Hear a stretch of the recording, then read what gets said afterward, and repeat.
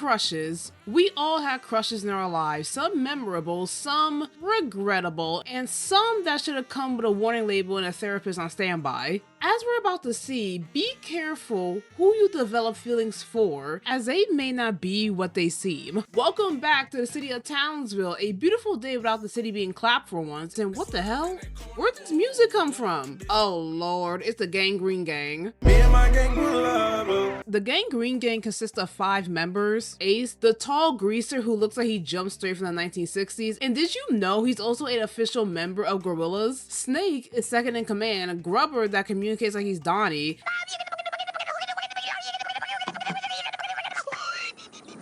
Big Billy, a hulking cyclops with naive childlike innocence that weighs exactly 1,014.1 pounds. And the last member is Little Otoro, a Mexican dwarf. The Gangrene Gang aren't as much of a threat to Townsville. They're not even on the same level as him, Mojo, or Princess. They're mostly known for petty crimes such as harassing the young and elderly and vandalism. We start the episode off with the Gangrene Gang terrorizing and bullying a park full of kids. Could we have our ball back anyway?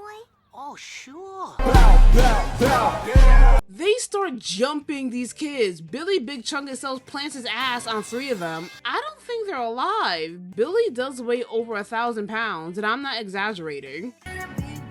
Meanwhile, Snake is giving this kid a wedgie.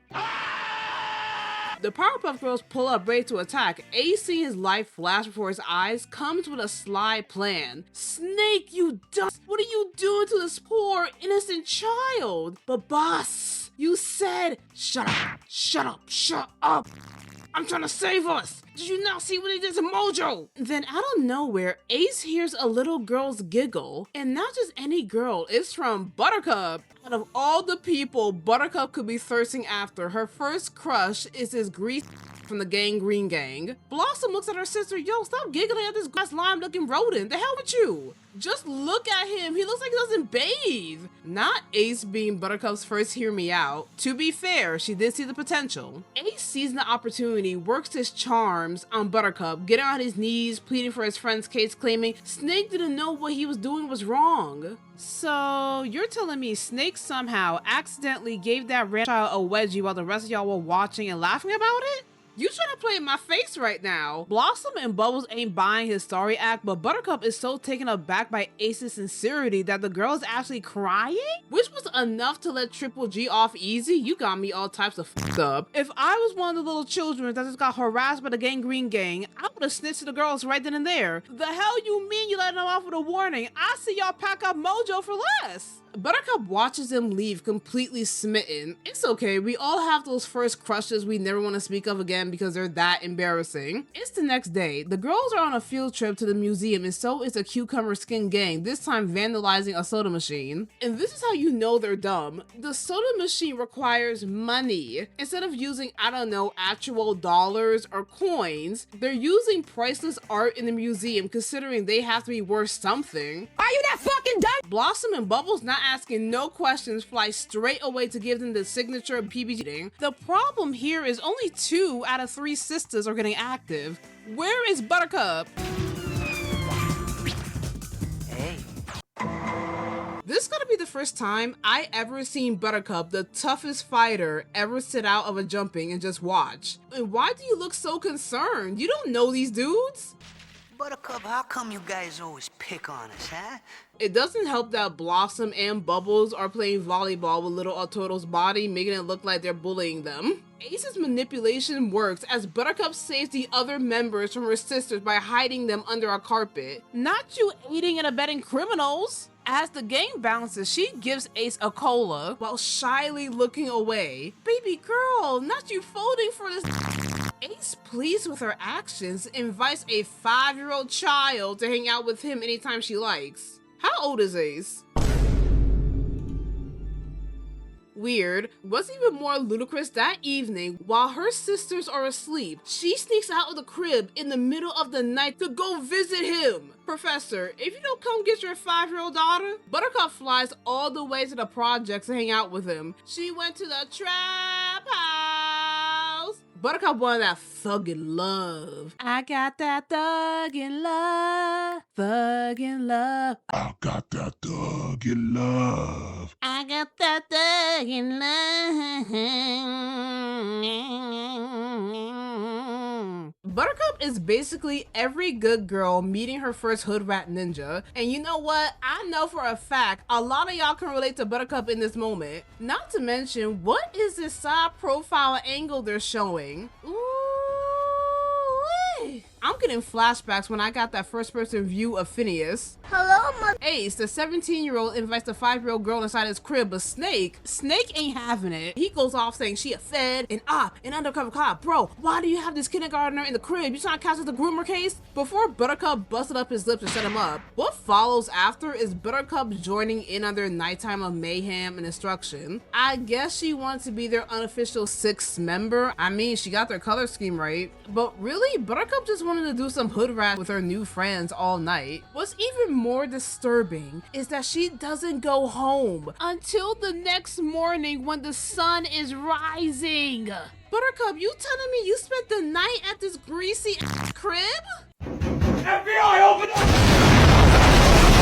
If I ever did this as a child, it's the way my mama would have been waiting at the door like this. This should have been the moment when the professor made a superpower chemical X belt, because Buttercup, you're not even a teenager yet and you're already hanging out all night with people you have no business hanging out with? I know they stank. They live in a shack in the Townsville dump. Just as Buttercup is about to leave, Ace requests she come over again tonight, which she eagerly agrees to before flying off. Much to Ace's surprise, his gang has grown extremely attached to the Green Menace and actually liked her company, seeing her as a friend. Ace then starts yelling at them, talking about, oh, she's not your new friend. She's a pawn for us to control Townsville. That night, Buttercup returns to the project as promised, being left alone with Ace.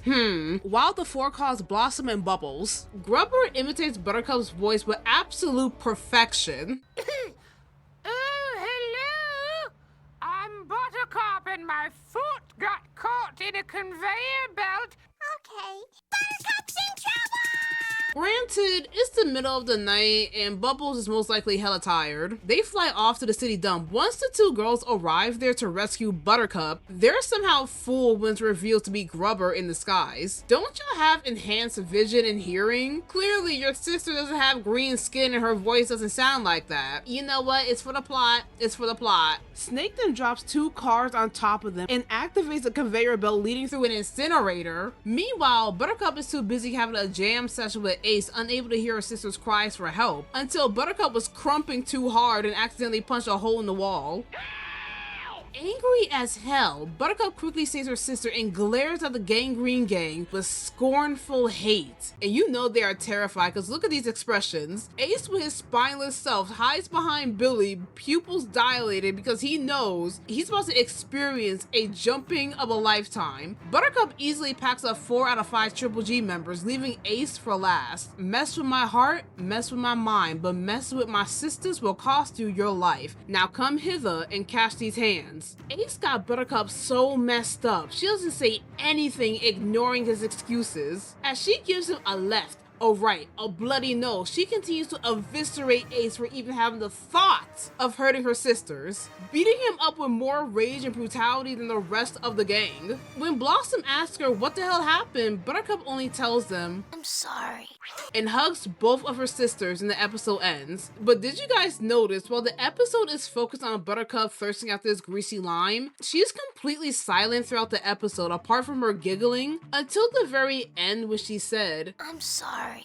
The moral of the story is be mindful of who you let yourself fall for, because people aren't always who they claim to be. Surrounding yourself with the wrong crowd can put you in situations you're not ready for, especially sneaking out in the middle of the night to go to some random ass dude's trap house. And while there's more that could be said, Buttercup's experience reflects something a lot of girls go through at that age: developing crushes on people who are older and sometimes not good for them. Now, I know many people want Ace to catch a case. He never reciprocated Buttercup's feelings. He just used her crush to manipulate her like, you know, a villain would. But we must acknowledge and comprehend that it does represent a real life issue. Young girls have crushes on older people all the time. It's a novelty. And the adult in the situation usually should know better, but there are moments when young girls will be targeted by predators or grooming. So let me clarify one last time. Butter Ace was never a thing. Ace never harbored romantic feelings for Buttercup. Instead, he exploited her crush for him to use her and target her sisters. There was only a one-sided crush on Buttercup's half and a plot to get rid of the Powerpuff Girls. There was no romance whatsoever. Let me know in the comments below if you want me to do more Triple G episodes. And as always, don't forget to like, comment, and subscribe to the notification bell so you never miss an update. And I'll see you guys next time. Bye!